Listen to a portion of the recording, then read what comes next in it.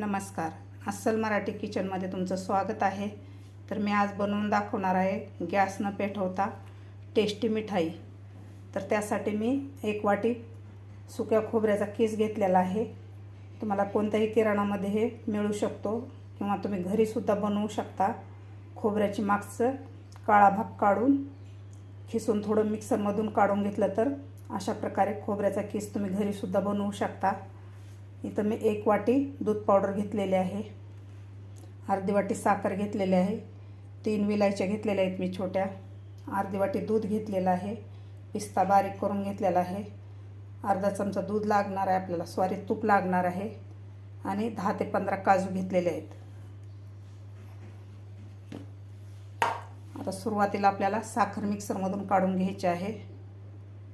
इथं मी छोटं मिक्सरचं भांडं घेतलेलं आहे. तर यामध्ये आपल्याला सुरुवातीला विलायची आणि साखर घालून बारीक करून घ्यायचं आहे. यामध्येच आपल्याला काजूसुद्धा घालायचे आहेत. साखरेबरोबर काजूसुद्धा आपल्याला बारीक करून घ्यायचे आहेत.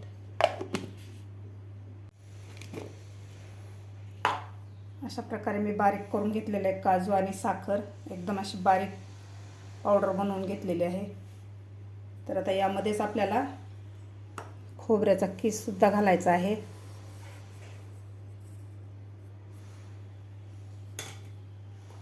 आता आपल्याला हे सुद्धा साखरेबरोबर एकदम बारीक करून घ्यायचं आहे. मी खोबऱ्याचा किससुद्धा साखरेबरोबर काढून घेतलेला आहे, एकदम असं बारीक झालेलं आहे. तर आता आपल्याला हे मिश्रण एका बाउलमध्ये काढून घ्यायचं आहे.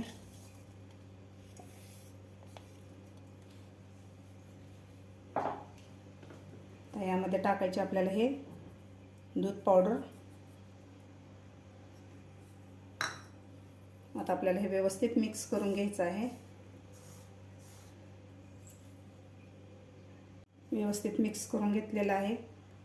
तर आता आपल्याला थोडं थोडं दूध घालून याचा एक डो बनवून घ्यायचा आहे.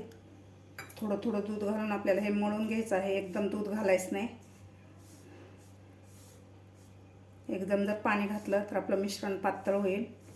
थोडं थोडं घालायचं आहे आपल्याला दूध.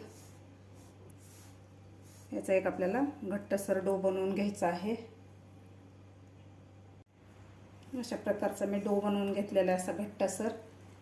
यामध्ये घालायचं आहे थोडंसं आपल्याला साजूक तूप घालायचं आहे.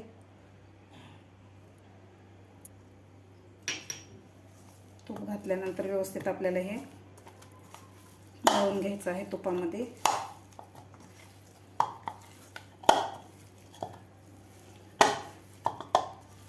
अशा प्रकारे आपला डो तयार झालेला आहे व्यवस्थित. तर आता आपण मिठाई करायला घेऊया. अशा प्रकारचा असं घट्टसर डो झालेला आहे. तर आता आपण याची मिठाई बनवायला घेऊया. तुम्हाला हवा त्या आकाराचा तुम्ही शेप देऊ शकता.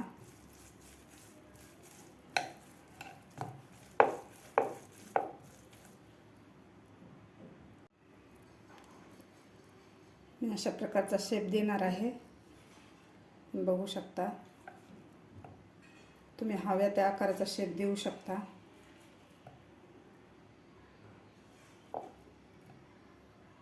अशा प्रकारचा शेप दिलेला आहे मी. तर बाकी सुद्धा राहिलेला आपल्याला अशा प्रकारचा शेप द्यायचा आहे. अशा प्रकारचा मी मिठाईला शेप देऊन घेतलेला आहे. तर आता आपण याला डेकोरेट करूया.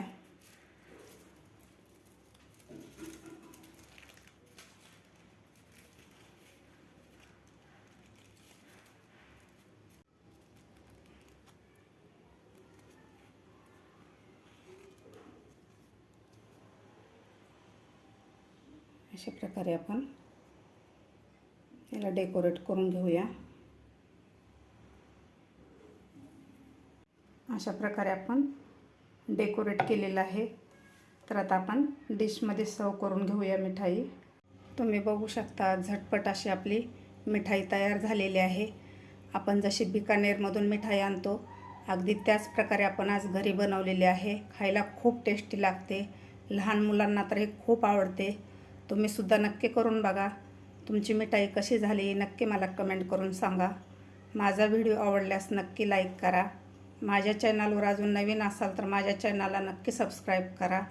बाजूच्या बेल आयकॉनवर क्लिक करा म्हणजे माझ्या व्हिडिओचे नोटिफिकेशन तुम्हाला सर्वात आधी मिळतील. भेटूया अशाच एका नवीन रेसिपीसोबत. तोपर्यंत धन्यवाद.